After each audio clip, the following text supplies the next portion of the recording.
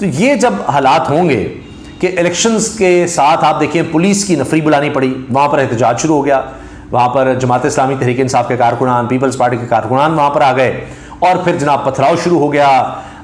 Police बुलाई गई, water cannon बुला ली गई, आंसू गैस के शेल्स यानी तैयार कर लिए गए। ये चीज़ें रिपोर्ट हो रही हैं, सब जगह लिखी हुई हैं, हर चैनल इसको कवर किया है। सिद्दीक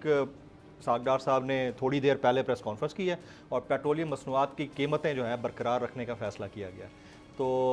वैसे तो रूस से आ गया है हमारे पास खाम तेल, कार्गो के ज़रिए LNG भी हमारे पास आ चुकी है, क्या उसका कोई इम्पैक्ट हो सकता है पाकिस्तान में पेट्रोलियम प्राइसेस के ऊपर? नहीं हो सकता? देखें, जो इनके दावे हैं उनके मुताबिक तो होना चाहिए। यही थे कि ये तो छलांगे मार रहे थे, ये तो लुडियाँ डाल रहे थे, ये तो मुबारकबादें, ये तो रसगुल्ले खा रहे थे, तो दें ना रिलीफ, क्यों नहीं दे रहे? और इसको छोड़ दें कि आपको रशिया से आपके पास ऑयल आए।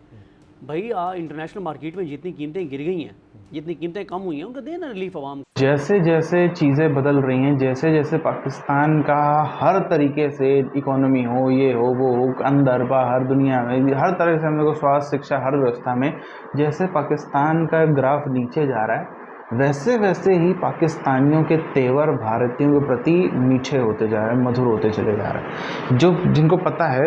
है कि भारत से आदमी कितना फ़ायदा हो जाएगा, फिर से एक बार भारत को चूना लगा दिए जैसे पहले लगाते रहे। पहले भारतीयों को चूना लगा लगा के अलग देश बनाया, फिर भारतीयों को चूना लगा लगा के पहले पैसा भी लिया, फिर चूना लगा लगा के बार बार दोस्ती की बात की, भारत से पहल भी की गई दोस्ती की, उसके बाद में फिर अटैक कर दिया गया, फिर उसके बाद वॉर कर दी गई, फिर वहीं पे हमने कभी कारगिल का, कभी कोई, बार बार हम यही देखते रहे हैं। तो अब इन्हीं सब चीज़ों को देखते हुए एकदम से रवैये में जो लोग 2 साल पहले बैठ के यूट्यूब पर ही भारत को बुरा भला बोलने में हिचकते नहीं थे, आज सब अचानक से क्या परिवर्तन हो गया, कौन सी सपने में कौन आ गया, इनको सपने में क्या ऐसा हो गया, क्या किसी को भी समझना मुश्किल है। सिर्फ और सिर्फ स्वार्थ के लिए सारी चीज़ें होती हुई नज़र आ रही हैं, ये सबको दिख रहा है। दुनिया का सबसे बड़ा, सबसे जाना माना पहचाना जाने वाला सर्च इंजन गूगल क्या करता है कि पाकिस्तान के हवाले से, जिस तरह डूडल का आप देखते हैं कि पेज पर आता है सामने फ्रंट पर ही, तो उसमें नज़र आता है जनाब ballot box, election year Pakistan के लिए कि इस साल पाकिस्तान में इलेक्शंस होने हैं, लेकिन फिर वो हटा दिया जाता है। ये पाकिस्तान के हवाले से आप देखिए कि दुनिया का इमेज बता रहा है ये सारा मामला। खुद इसहाक डार साहब कह रहे हैं ये कॉन्स्पिरेसी है, हमें डिफॉल्ट की तरफ धकेला जा रहा है, इसहाक डार साहब कह रहे हैं।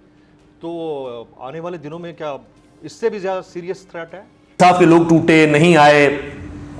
या जो भी था, तो अब ये कसूर तो जनाब इनका खुद है। ये जमात इस्लामी लोगों को नहीं ला सकी, कुछ नहीं कर सके इनके लोग, या जमात इस्लामी के साथ तहरीक इंसाफ के लोग फिर भाग गए, मैनेज नहीं हो सके, या उनको जिस तरह भी पीपल्स पार्टी की सियासत है जरदारी साहब की, उन्होंने जो भी किया कर गए। चाहे वो सिंध हाउस आप कहते रहे, आप जो मर्जी बोलें, अब तो चिड़ियाँ चुग गई खेत, आपको हो गई है शिकस्त जैसे भी हुई। अब मुर्ज़ब आप मेयर बन गए हैं, बस अब वो बन गए हैं, अब तो आपको मानना पड़ेगा। अगर मैं एक बिजनेसमैन हूँ और मैंने 10 अरब रुपये इन्वेस्ट किया हुआ है पाकिस्तान के अंदर, और मैं पाकिस्तान के वज़ीर ख़जाना और जो इस वक्त रूए रवां हैं हुकूमत के, जो बाहर बैठे हुए हैं, उनके समधी, और सबसे देखें एक और ये भी मैं आपको बता दूं, ये जो एक नया बयानी है चलाना शुरू कर दिया ना, जिसमें कल से शिद्दत आएगी कि जी वो मियाँ साहब बेचारे को तो पता ही नहीं है जो कर रहे थे शबाशी, सब झूठ है, ये कानून है, ये आइन है, यहाँ पर ये इलेक्शन होंगे। लेकिन पाकिस्तान के बारे में आप कुछ नहीं कह सकते। पाकिस्तान में जिसकी लाठी उसकी भैंस होती है, तो लिहाजा उनको भी एहसास हुआ कि भाई ये ज़रा दुनिया से मुख्तलिफ एक खिता है, यहाँ के बारे में ये ना करो, तो उन्होंने हटा दिया। ये हमारे मुल्क का, हमारी रियासत, हुकूमत, सियासत, मईशत सबका नोहा है, अलमिया है कि दुनिया हमारा मजाक बनाएगी कि जनाब इसके बारे में तो कुछ पता ही नहीं, यहाँ पर कौन आएगा, कौन सोच सकता है, कौन इन्वेस्टमेंट कर सकता है। आप ओवरसीज को क्या कह रहे हैं? आप ओवरसीज को कह रहे हैं कि तुम्हारे जो बैंक में पैसे पड़े हुए हैं वो हम जब्त कर लेंगे, आप कह रहे हैं तुम्हारी प्रॉपर्टीज हम अटैच कर देंगे, आप कह रहे हैं तुम हम एयरपोर्ट पे गिरफ्तार कर लेंगे। हमें तो सिर्फ सऊदी और यूएई वाले ओवरसीज लगते हैं जो रेमिटेंस भेजते हैं, बाकी सारों की जुर्रत क्या है पाकिस्तानियों के बारे में बात करने की? डॉलर उसको 30 रुपए या 35 रुपए कम मिलते हैं जो ओपन मार्केट में, तो फिर वो हवाला हुंडी या ओपन मार्केट के जरिए दूसरे जरिए से क्यों नहीं भेजेगा? वो क्यों यही करेगा ना, यही तो चल रहा है। ठीक है, और फिर यहाँ पे शिकायत उनकी इतनी है, फिर ये भी खौफ है कि पता नहीं है किसी वक्त भी धार ना ले, हमें एयरपोर्ट से ही ना पकड़ लिया। उसके अलावा अगर पैसे जब्त हो जाएं, तो ये आपने तो परसेप्शन को ठीक करना था। रोशनियों का शहर और जनाब पाकिस्तान के हवाले से मिनी पाकिस्तान, गरीब परवर शहर, जिसके बारे में अब दुनिया क्या लिखती है, क्या कहती है माजी आप छोड़ दें, पुरानी हमें तस्वीर नज़र आती हैं, पुरानी कहानियाँ नज़र आती हैं कुछ दहाइयाँ पहले की, कि ये दुनिया के आला तरीन शहरों में से एक माना जाता था, बड़ा ज़बरदस्त शहर जनाब। जो हमारे इधर है ना, इन मशरक़ वस्ता में जो हमारे पाकिस्तानी हैं, वो फैमिलीज़ के साथ नहीं हैं, वो अकेले, मोस्टली अकेले हैं। जो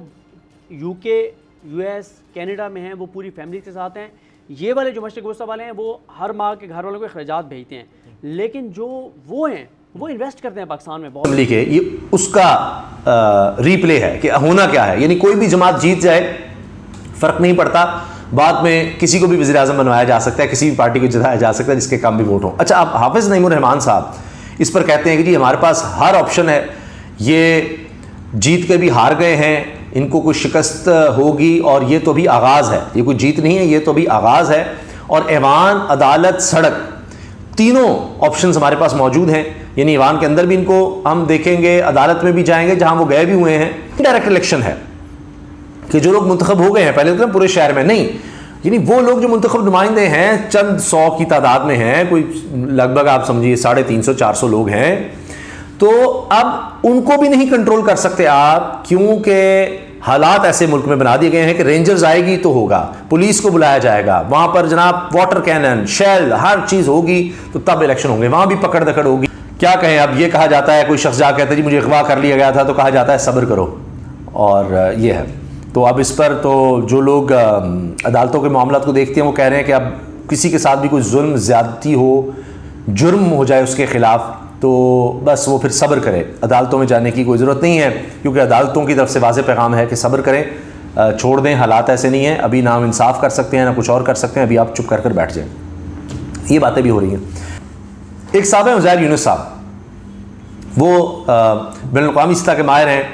उन्होंने इस पर ट्वीट ये किया कि पाकिस्तान पीपल्स पार्टी को फौरी तौर पर यह करना चाहिए कि अब कौमी असम्बली के हवाले से एक तरमीम ले आएँ कि जनाब एक शख्स जो MNA भी ना बना हो, यानी बाहर से कोई भी XYZ है, वो असम्बली में वज़ीर आज़म बन सकता है। यानी वो बाहर से आएगा, असम्बली उसको वोट करेगी, यानी उसका असम्बली से कोई ताल्लुक़ नहीं है, वो मेंबर असम्बली नहीं है, वो कोई भी है, तो वो बात होगी, लोग उस पर टैग कर रहे हैं। सबसे ज़्यादा इस वक्त ये चीज़ डिस्कस हो रही है। 33 लोग नईमुर रहमान साहब कहते हैं कि जी वो गायब कर दिए गए, लापता कर दिए गए, और सुनो पर यह खबर चल चुकी है, टीवी पर बहुत सीनियर सहाफ़ी रिपोर्ट कर चुके हैं, हमारे बहुत ही मोहतरम चांडी साहब के जी वो वहाँ पर एक घर में, एक दो घरों में रखे हुए थे किस तरह से, और ख़ास यूनिट था जो उनकी हिफाजत पर मामूर था। यही बात हाफिज़ नईमुर रहमान साहब भी कर रहे हैं। तो ये जब हालात होंगे कि इलेक्शंस के साथ आप देखिए पुलिस की नफरी बुलानी पड़ी, वहाँ पर एहतजाज शुरू हो गया। जिस तरीके से हालत पाकिस्तान की इकोनॉमी की हम देख लें, इनकी डिप्लोमेसी की देख लें, इनकी रक्षा व्यवस्था की देख लें, इनकी सुरक्षा व्यवस्था की, लॉ एंड ऑर्डर की आप देख लें, इनकी स्वास्थ्य व्यवस्था की, हर तरह से जिसकी हालत होती जा रही है, उसके बाद अब यहाँ पर बेहतर कुछ भी हो सकता हो तो कोई बता दे, यहाँ पर और बेहतरी के क्या चांसेस है। आप देखो जो ये रुझान बदलते हुए नज़र आ रहे हैं, जो एक थोड़ा सा धीरे धीरे भारत की तरफ तारीफ होना चालू हो रही है, थोड़ा सा धीरे धीरे भारत के साथ अपने हिंदुओं के प्रति भी तारीफ़ें होना चालू हो रही है, वो क्यों होगा। आप देखो इस कौम को, पाकिस्तानी कौम की बात करें तो पाकिस्तानी कौम को, जहाँ पाकिस्तान के अंदर, भारत के अंदर, बांग्लादेश के अंदर, साउथ एशिया के अंदर विशेष तौर पर आप देखोगे तो जो लोग पक्के रहते हैं, जो लोग कभी भी टोपी उतारना नहीं पसंद करेंगे, जो लोग कभी भी ऐसा कुछ भी नहीं पसंद करेंगे काम करना जिसकी वजह से वो एक पक्के मुसलमान ना दिखें, वो लोग अमेरिका जाते हैं बेहतर अपॉर्चुनिटी के लिए, बिल्कुल वहाँ पे जाके गोरों की तरह दिखने लग जाते हैं, गोरों की तरह रहने लग जाते हैं, गोरों की तरह काम करने। अभी आप कमर चीमा या फिर साजिद तरार या फिर ऐसे और लोगों को ही देख लो, ये वेशभूषा से कहीं भी वैसे नहीं लगेंगे, लेकिन जहाँ क्योंकि अमेरिका में फ़ायदा है इसलिए पूरा का पूरा सिस्टम बदल जाता है। इसी तरीके से क्योंकि हिंदुस्तान के साथ में फ़ायदा नज़र आ रहा है, क्योंकि भारत के साथ में फ़ायदा, तो आप देखो सबका अपना अपना है। पाकिस्तान के जो नेता हैं उनको पता है कि भारत से दुश्मनी रखने में फ़ायदा है, जितना ज़्यादा भारत से दुश्मनी रखेंगे उतना उनके अपना पॉलिटिकल जो उनका जनाधार है, जो उनकी पॉलिटिकल एक इमेज है वो मजबूत होगी भारत के प्रति, जितना वो सख्त रुख रखेंगे। इसीलिए कभी भी पाकिस्तानी नेता इंटरेस्ट नहीं लेते, बल्कि इंटरेस्ट क्या, बल्कि जो पीठ पीछे तो लेते रहते लेकिन सामने कभी भी भारत की तारीफ नहीं करते, इसीलिए भी उनको पता है नुकसान है और उसमें भारत से दोस्ती करने में नुकसान है।